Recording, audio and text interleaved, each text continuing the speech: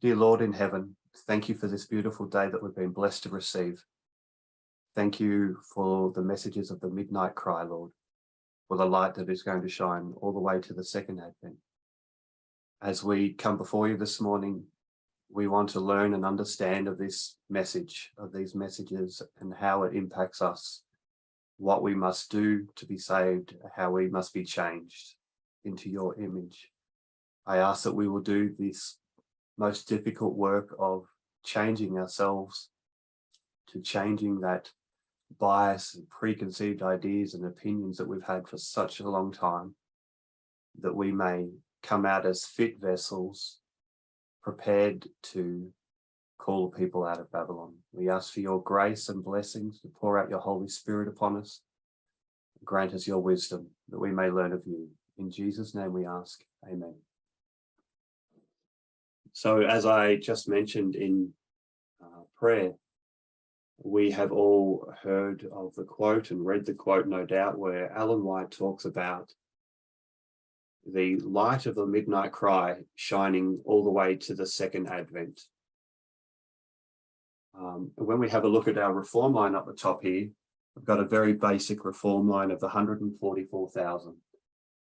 And we understand that this structure is given to us in part by Ellen White. So Ellen White gives us the last half of this 144,000 structure or parable. She gives us these 3 waymarks. And then this movement has come along and has worked out the 2 beginning waymarks that we have at this reform line, being the time of the end and 2001. So we understand that parables are limited in what they can teach us. And this reform line is a parable. It's also a structure. They can be interchangeable terms. So we understand that Ellen White's quote says that the light will shine from the midnight cry all the way to the second advent, but the midnight cry isn't visible on this reform line or in this structure. So in order to understand where this midnight cry comes from, we need to overlay other parables on top of this to gain a greater clarity and understanding of what's taking place. So I'm not sure if you've ever come across a situation before, and it happens to me every time I rewatch a presentation Elder Tess or Elder Parminder have done. But it's something like, wow, Elder Tess has been teaching this information for 2.5, 3 years, 4 years, however long it's been, and I didn't pick up on it. And you rewatch a program and something that she said 4 years ago is being spoken of today in our Vespers classes, or last night, or last week. We understand that what we heard in the midnight cry, we are seeing an unfolding of that same information from the midnight cry repeated again and again, with sometimes slightly different nuances that allow us greater clarity. So what I would like to do today is to take us through a document that Elder Tess, I'm not sure if Elder Tess put it together, but someone's put together a document that shows all the subjects that Elder Tess has taught over a 2-year period from 2019 through to 2021, and show that what she's been teaching in Vespers currently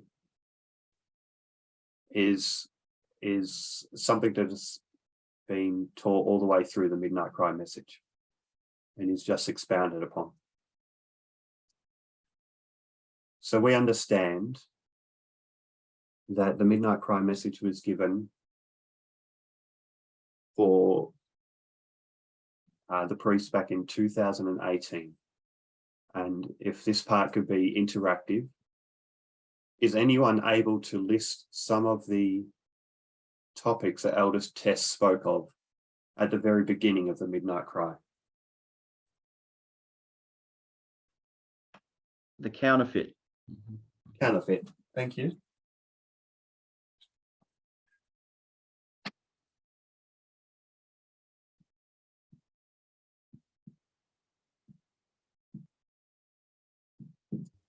Anything else? Anyone else? Streams of information. 2 streams of information.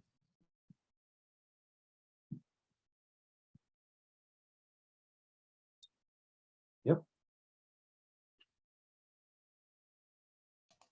Conspiracy. Can you say that again? I missed that, sorry. Conspiracy. Conspiracy theories, yep.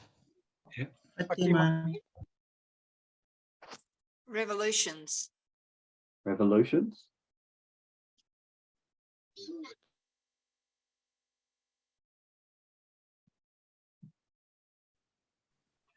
Midway.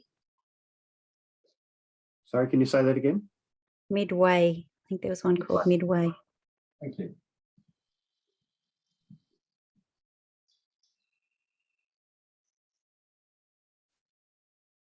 There's one that I can recall to mind was Acts 27.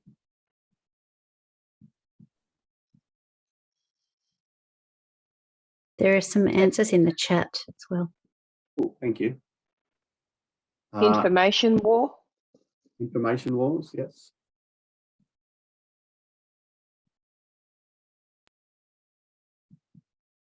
Literal versus spiritual. Thank you. And a couple in the chat were World Wars and Fatima. Thank you for your input there.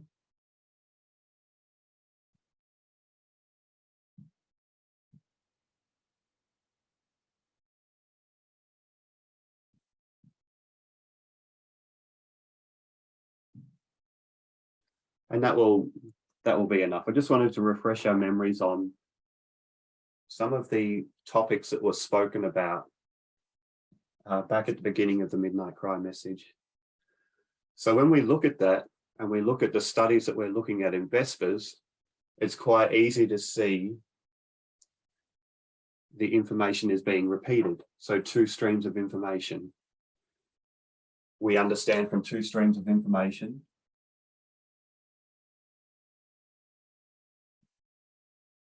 that one side, if we're going to say this is the left wing, and this is the right wing, that one side is wholly unfit for purpose, which we first learned back in 2 streams that we have one side is good information and one side is bad information. But as we're refining our understanding, we also see that there's problems over here on the left. And that's what we're talking with Vespers, talking through in Vespers, is that this side is not perfect. There are problems and issues here that we need to understand. We also see in Acts 27. Acts 27 is a parable about 2 institutions. And those 2 institutions are Adventism and the USA. And they both come to their end. They don't stop existing, but it is noticed that they come to an end. And their end is pointed out at the studies to be at the Sunday law. And so what we understand there is that we need to know that, as Ellen White has told us, God is going to raise up a people who understand the events that are connected with the close of probation. And the events that are connected with the close of probation are the events that we're looking at and studying throughout Vespers and was taught back in 2018 in the Midnight Cry and has been ever since. So we're required to see where these 2 institutions have gone wrong, Adventism and the USA, and to see how they differ from God's perspective. And so Vespers is a continuation of each of these studies and a lot more. We understand, though, that God gives us parables or basic structures. And these structures, as we've got on the board, say the example of the 144,000, is a simple pattern given to us to try and explain a complicated history. And these simple patterns are designed to help us not lose our way in amongst the confusion of all the information that we're receiving. We have multiple reform lines, heaps of patterns and structures that God has given us. And we understand that as you and I are walking through this history, and as we're approaching the Sunday law, there are so many subjects and topics that are being spoken of that it can be hard to keep track or keep focus of the information that we're given. And that's why these simple structures are designed by God to be waymarks to keep us on track, to understand where we're heading. One of the simple structures that has been out for quite a while is the structure of Eden to Eden.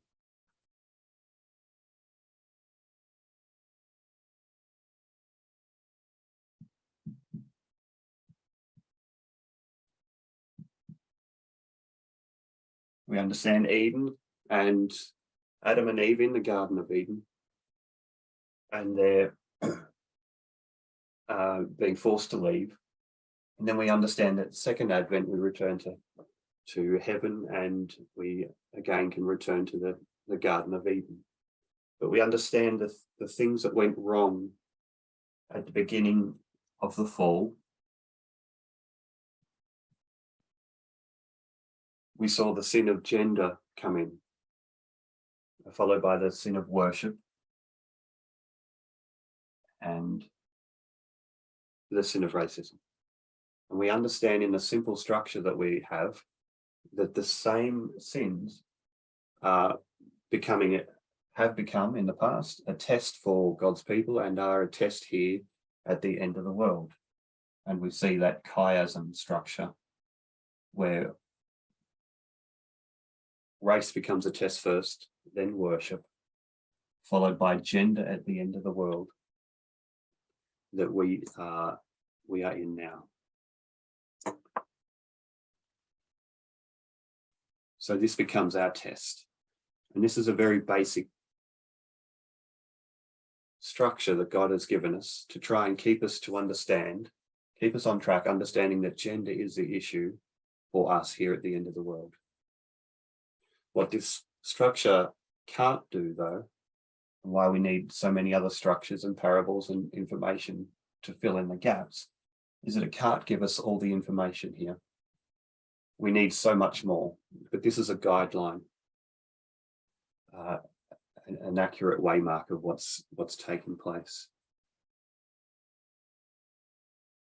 So God raised up this movement, and this movement was designed to understand the events connected with the close of probation and to call the people out of Babylon. This is the 144,000 line. There's going to be a call in this period given to by the 144,000 to call people out of that state.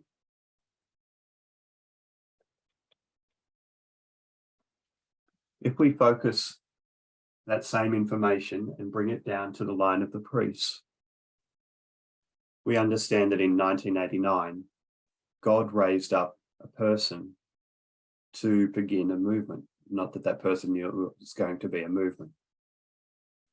And over time, that movement slowly developed and began to understand methodology and how to accurately read and interpret the Bible. So we know back in this point, the line of the priests, a person is raised up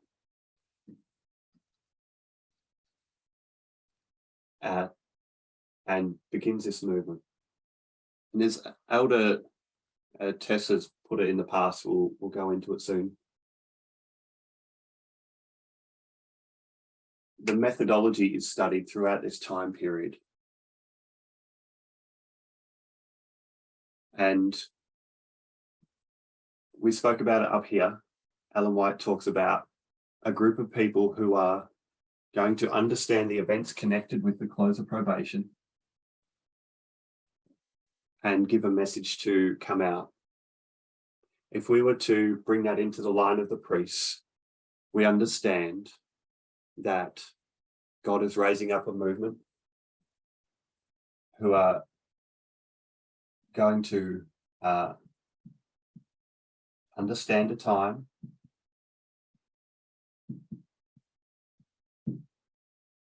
of a Sunday law, and then understand the events connected.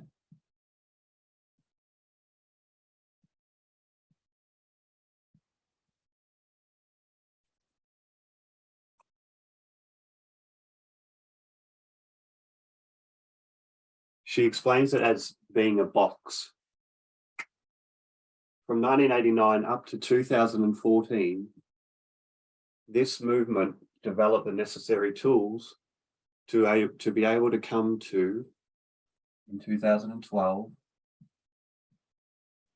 an understanding that we needed to understand that the Sunday law was coming, that it was based on a particular time that was given. And that has been a very basic example of what this movement has done. Has come to a conclusion of time and of a Sunday law. And at this time, we received this box.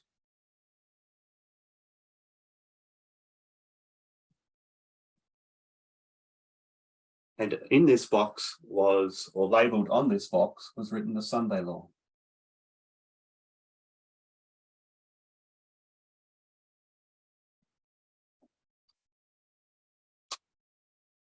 We weren't allowed to open this box at 2014. And when we look back now, we can all understand why. We were wholly unfit to be able to touch the subjects that were to be understood in 2014.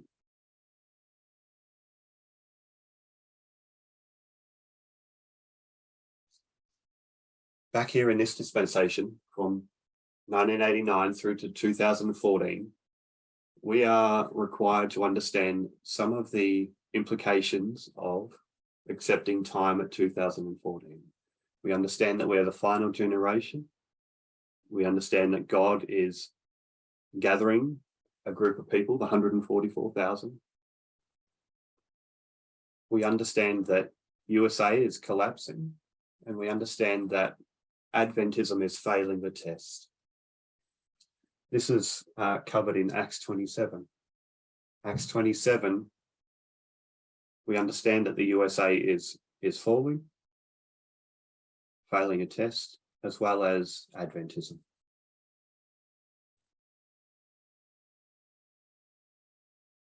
So from 2018,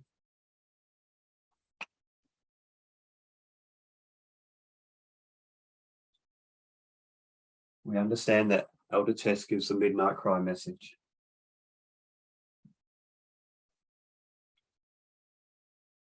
And this message is some of these things that are listed here that you've spoken of and recalled to mind.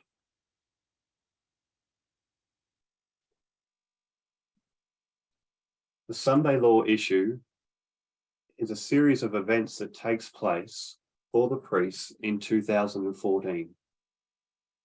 And we have lots of issues that happened in 2014.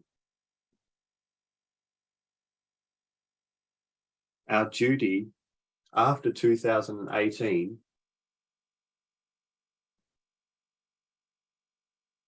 through this period here is to understand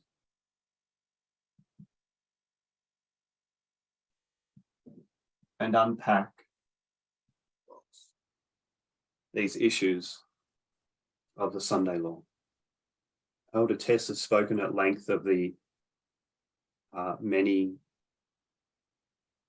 important topics of 2014 that became relevant for our time. And we might write up some of them just to recall our minds to these things.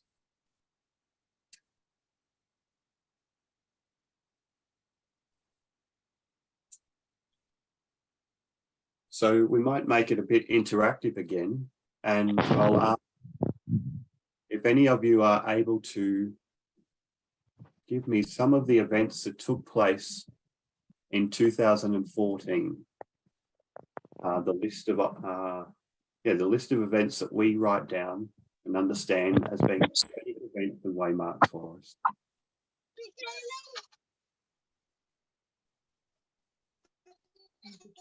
The invasion of Ukraine. Invasion of Ukraine. Thank you.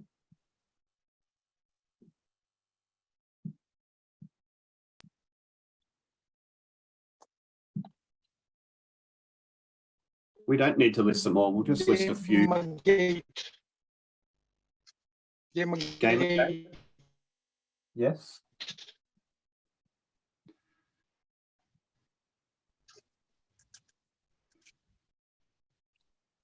The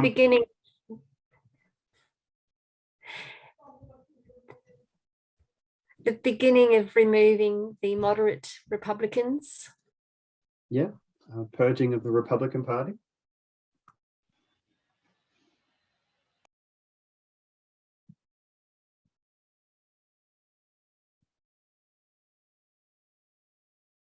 Any others?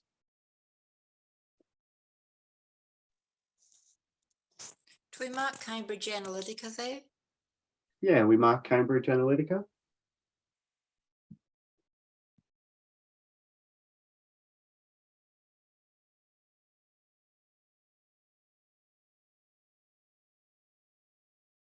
As we get further and further into a list, it always gets harder to recall some of those things.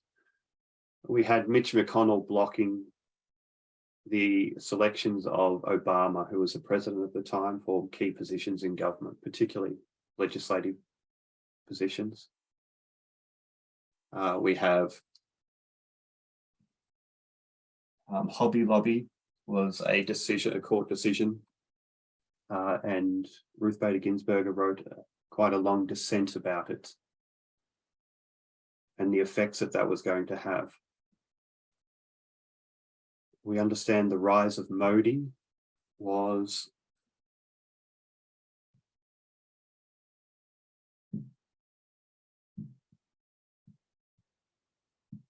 this is not going to be an extensive list either. It's just recalling to mind some of the events that have taken place, understanding where we find ourselves positioned on these events as they have happened in the past and as they continue to be points of discussion throughout our society, and where we need to understand and stand on these positions.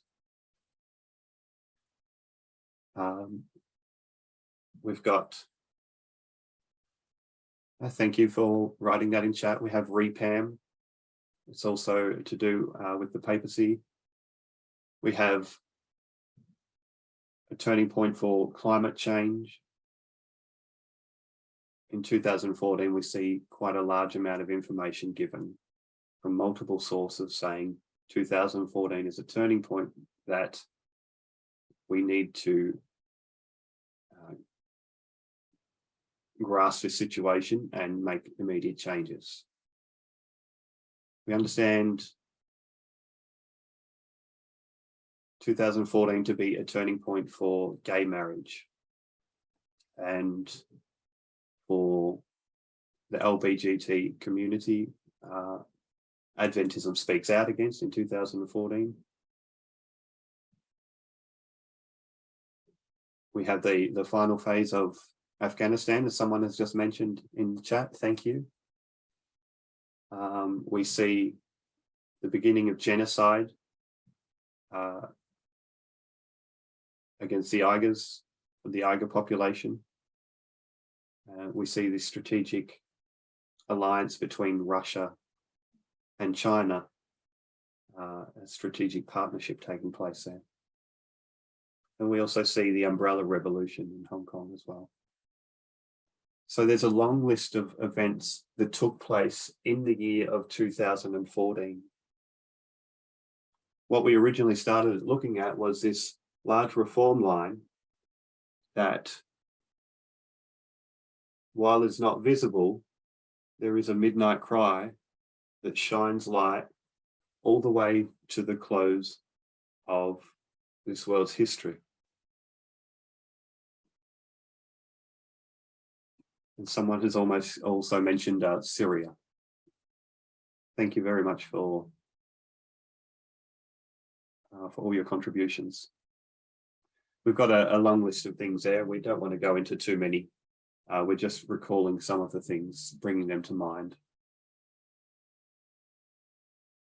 Elder Tess has traced through the history of 2014, each of these subjects that we've listed that took place in 2014, but she's also gone back and seen where these have arisen from. Each of these topics didn't just take place in 2014. Prior to 2014, there had to be a build-up. One of the popular phrases that we use is 2014 didn't happen in a vacuum. Events took place prior to 2014 that allowed for these events to take place in this year. And this year is such a significant year for us as a group of people who lived through it as priests, but even more so for the 144,000, which all of us are on this line. We understand that this line is finished, the line of the priests, and that we're on the line of the 144,000. Why it's important for us to see and understand is that we know that back here in this time period where Elder Tess is giving the Midnight Cry message, that is a message that is shining light to the end of this reform line. The same is also said of here. The events that are connected with the close of probation. These are the events that were connected with the close of probation for the line of the priests. And they were of the Sunday law. These same issues that we saw here in 2014 and all the events connected are the same events and issues that are taking place right up to the close of probation for the line of the 144,000.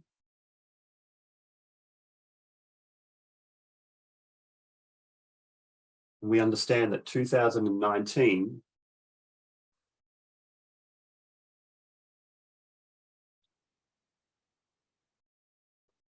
is the increase of knowledge before the Sunday law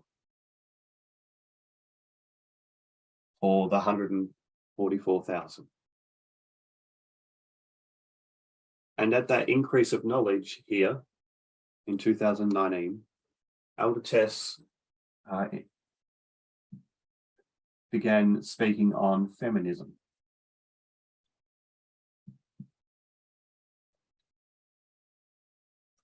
We understand that the test that was given to us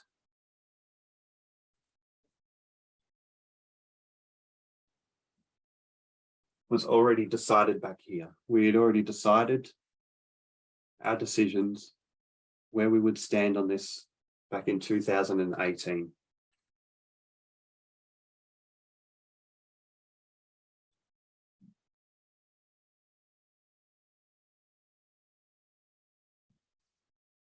So the test of understanding feminism and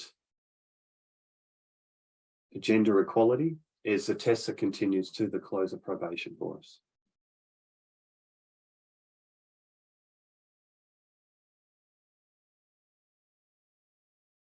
So what I'd like to do is to open up a document and share screen, and then to review the information that Elder Tess has been speaking of through these studies, and see with glasses today, now that we've been looking at VESPA studies, and we're a couple of years ahead of these studies now, that what was spoken of at the beginning of the Midnight Cry is still just being expounded upon, repeated and understood with more clarity.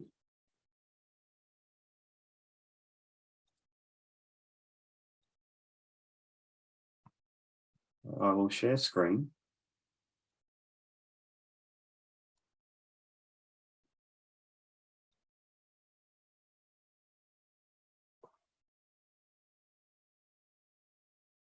Now, has that come up for us? Yes, we can see that. Yeah, I can see. Thank you. So this is a list of studies that Elder Tess has spoken about from, as you can see up the top here of the date, the 16th of May in 2020. And if you proceed all the way down to the bottom, the list stops here in the 24th of July of 2021. So we're looking at a period here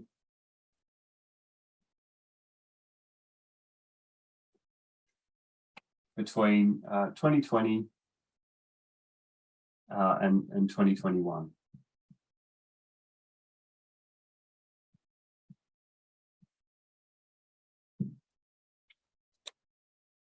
We understand there's been a lot more studies since, but we just want to go back over and have a look at some of these things. So, Ray, if you're able to, I'll ask you a direct question. We see the APIS bull study there. How are you able to see the APIS bull in the context of our Vespers studies? So I see it a lot when we sort of talk about libertarianism and gun rights and things, that toxic masculinity.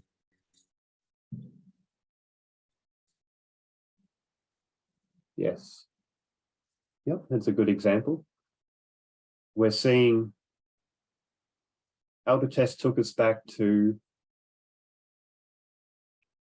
I'm going to stop sharing for a moment and just put this up on the board. Elder Tess has, through this period here, from at least from what I've shown you on the studies, because this is the information that we have access to and it's accurately displayed for us.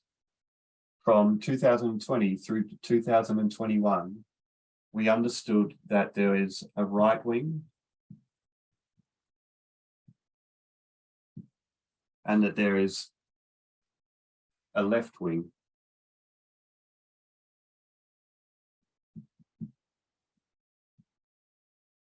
In political ideology. And that depending on your position here determines multiple things. But also that during this time period from 2020, 2021, Elder Tess's studies focus on these two, this period here, this right wing. We understand that Vespers, as we're currently learning, is understanding more of the left wing situation.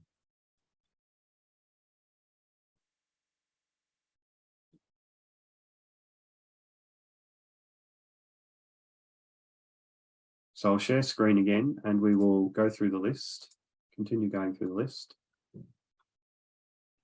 And as Ray's pointed out, we're looking at the APIS bull.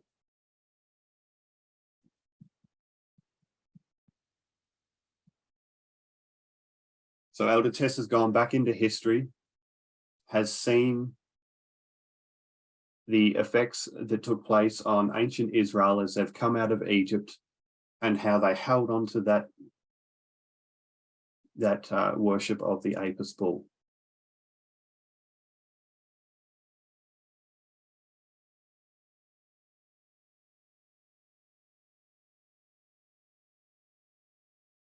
We see that idolatry began not in the church, but outside of the church.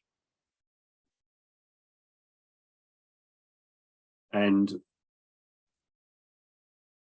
we see that there's a form and an image of the character God that they want to worship, and they get mixed up in Egypt, and they're able to break away from, they're not able to break away from that culture that they imbibed while they were there. And they have tried to bring that culture into their present understanding. We go down just a little bit further. The next one below, we can have a look in May of 2020, the idolatry of conservative Adventism.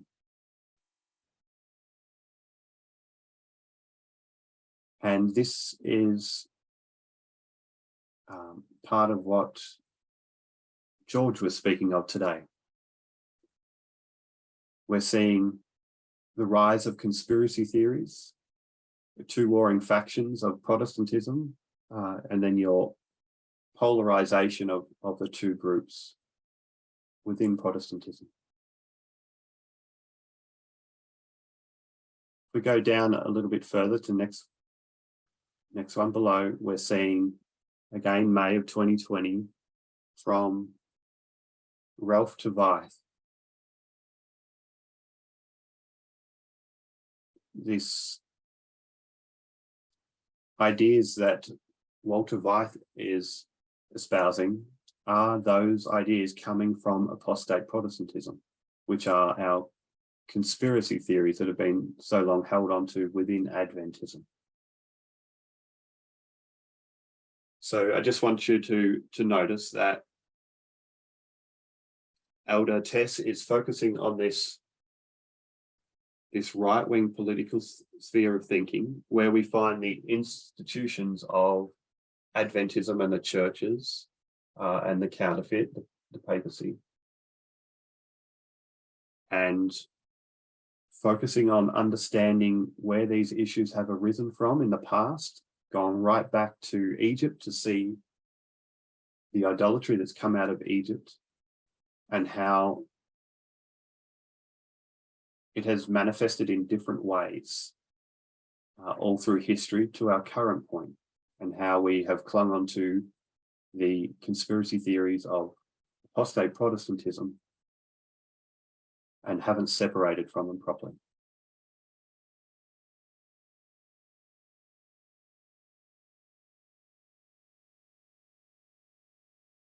If we go down a little bit further, here on the 27th of June in 2020, it's the last green title before the Canada Camp meeting, we see the topic of "Don't I Have the Freedom?"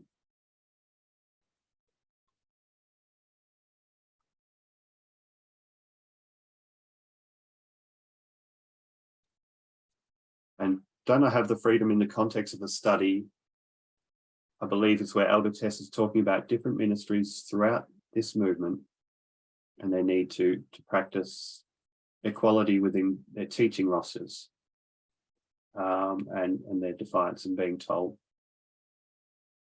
by a person who is outside of their culture what they can and can't do, which is something that I believe we're tackling at the moment in Vespers, where we see this isolationism versus this intervention that's willing to go forward. And we've seen with the United States, it is good for these interventions to come into place when they're done in the right way. Unfortunately, often they're done in the wrong way, but there is a right way about it, and it must be done.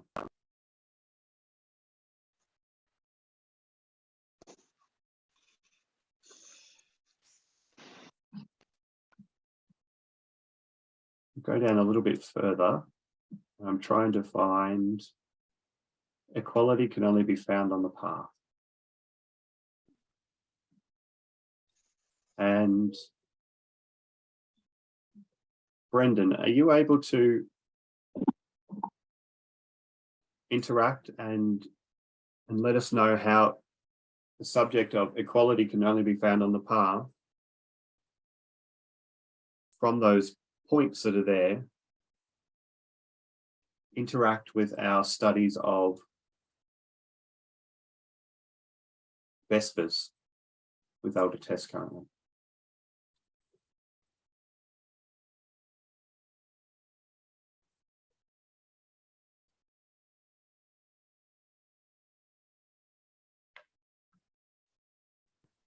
I'll try.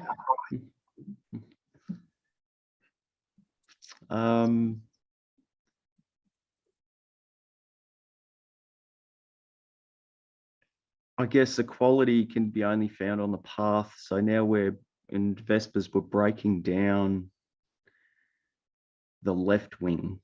And so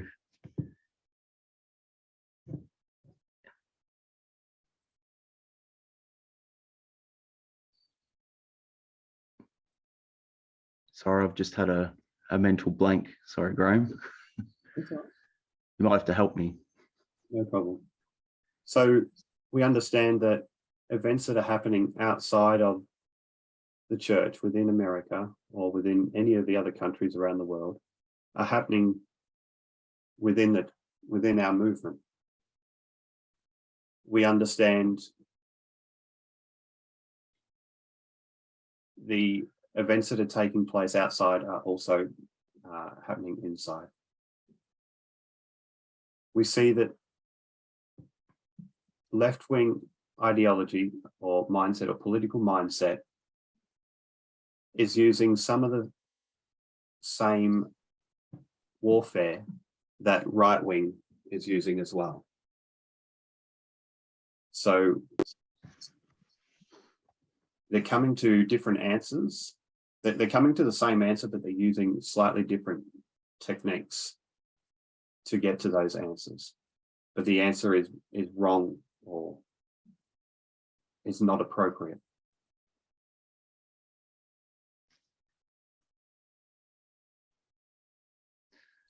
Just going to scroll Graeme. down a little further and go to the French camp meetings. I haven't selected all of these. It'd take too long to go through and select all of them and point out this repeating or recurring events that are taking place where Elder Tess has gone over these studies and they keep rising up and up again.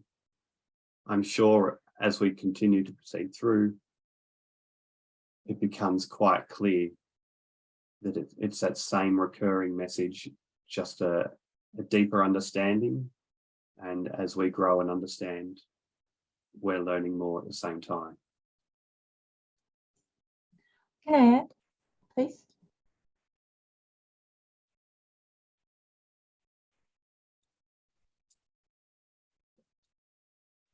So the French camp meetings are here in blue. And this is talking about the counter-revolution that takes place in the wake of George Floyd. We're confronted with the present counter-revolution to the counter-revolution of the hashtag Me Too movement. So we're seeing that currently, and it's been briefly touched on in Vespers, that Elder Tess is talking about this court battle that's taken place between Amber Heard and Johnny Depp, and how society is viewing these battles. And even within the movement, that these same thoughts and ideas are being held onto by us as we see these battles taking place within America. But this is a worldwide phenomenon. So we're seeing that this rising up of this movement to overthrow will overthrow the Me Too movement. It will be the end of it. It will be a chance for men to be more abusive, to use the ways that have been used here by Johnny Depp and his lawyers in a culture war that defames and demoralizes a person.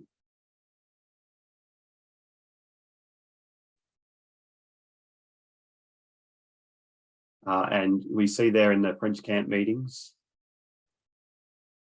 Elder Tess also mentions the media bias chart, how to investigate carefully. And that's part of, I believe, the question that was sparked and spoken of last night. One of the ones that originally led us through our current Vespers trail is, how do we sift the left? How do we understand those? So back here in 2020, Elder Tess had given us the information that was necessary to understand two streams of information better.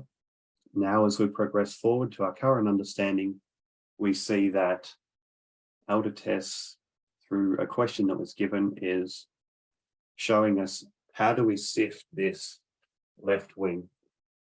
How do we understand what is right and what is wrong? And as we're going through this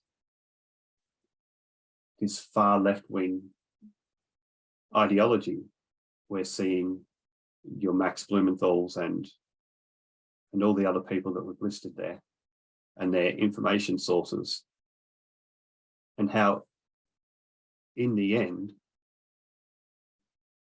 they are worshipping a form of intellect. They are worshipping themselves, that there is no atheism. It is just recognizing that they are their gods. Their information is their gods.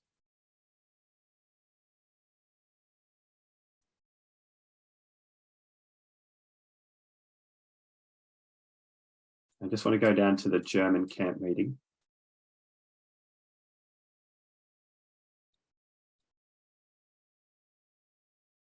Here on the German camp meeting, we see a whole list of different topics there, multiple presentations that have been given. The dangers of historical fiction, rewriting a history to suit a particular agenda. We spoke about that last night through Vespers, is the difference between Germany and the USSR, how Russia has rewritten its history and loves its history. We have seen how Germany acknowledged the faults that they made, the errors that they made, and how that has affected them in their current standing in their decision-making process, that causes them to be a little withdrawn in the process of pushing Russia for a healthier outcome.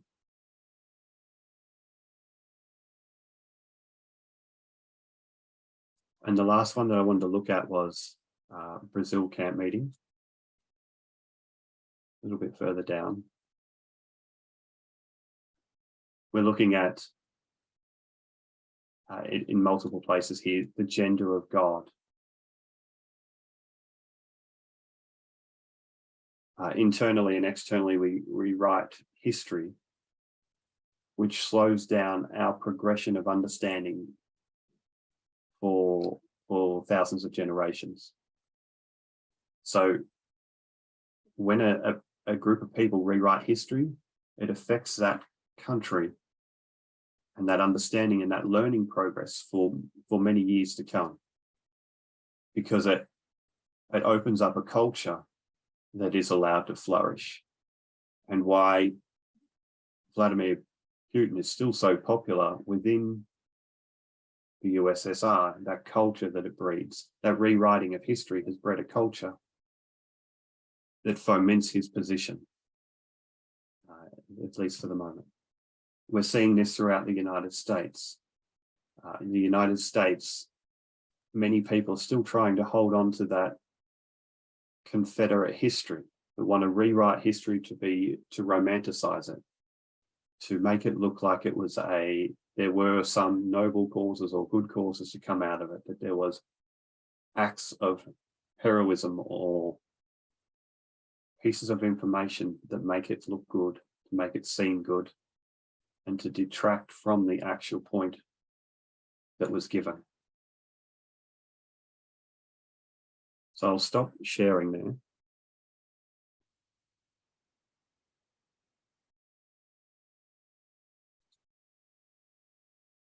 So, just get my board up.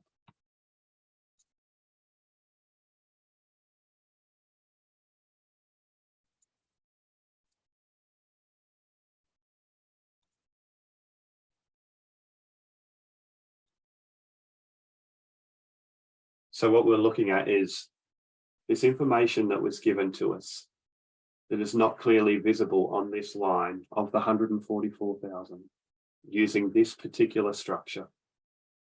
We overlay multiple structures on top of it.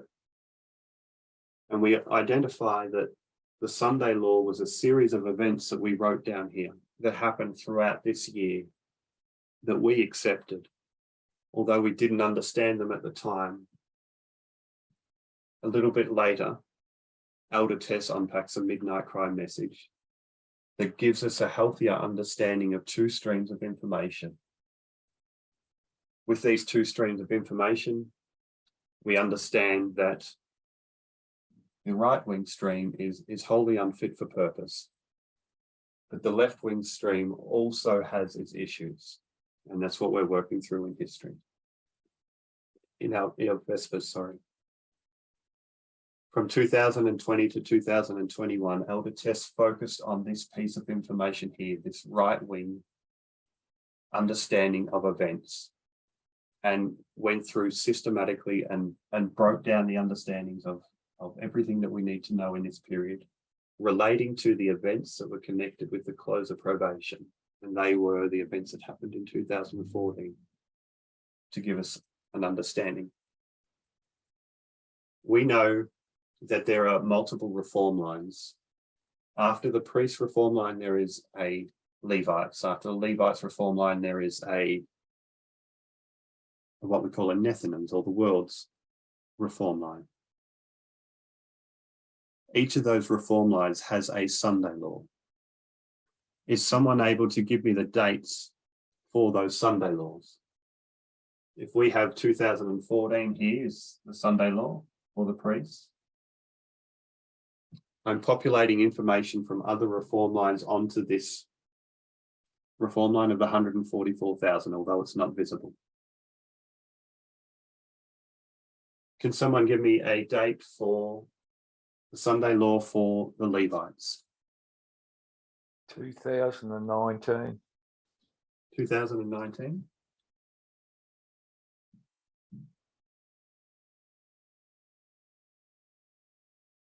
Yep. And can someone give me the ones for the Nethinims, please?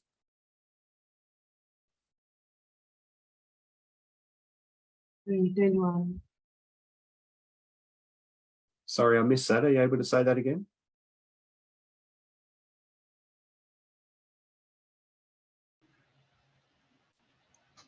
Was it 2021? 2021?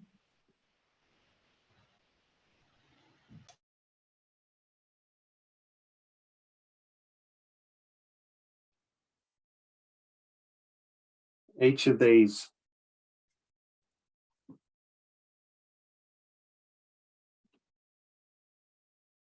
waymarks that we have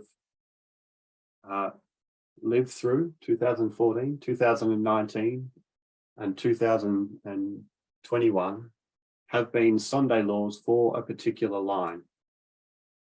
And the information that has come out from this beginning in 2014 hasn't changed in 2019 and 2021 and won't change when we get to the Sunday law for the reform line of the 144,000.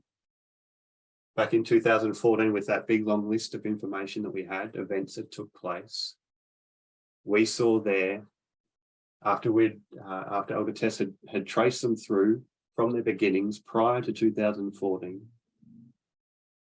we have a picture of what is taking place at the Sunday law for the 144,000.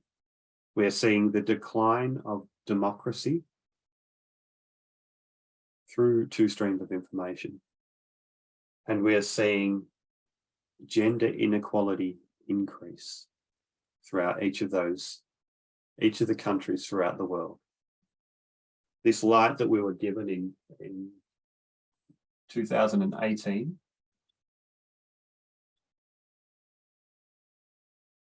this is a torch,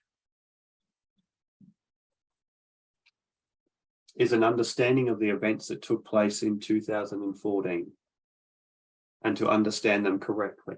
And this continues to shine a light all along the path to the second advent.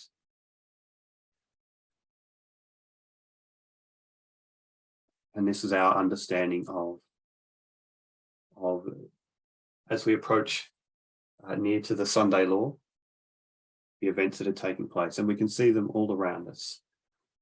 So for 2 years during this period, Elder Tess focused on the right wing, understanding all of its flaws, all of its problems, where the institutions that are found within this right wing political ideology, which is Adventism, which is apostate Protestantism, which is your counterfeit, the papacy. And after a very thorough understanding of this, Vespers began in 2022, earlier this year, and it's a study of this information here, particularly how to sift this information here and what it's designed to do. So hopefully today's study it shouldn't have been anything new for you, but it should be a recap of information that has been taught by Elder Tess from the beginning of the Midnight Cry, and help us to see how this same flow of information is continuing on in the reform line of the 144,000, which is the line that we find ourselves in today, and is a continuation of what was there at the very beginning, that God is raising up a group of people to understand the events that are connected with the close of probation and to give a message to call the people out of Babylon. And we understand that these people are coming from both sides. That was all I had to share with you today. Thank you for your participation. And if you're able to kneel with me, we will close in prayer.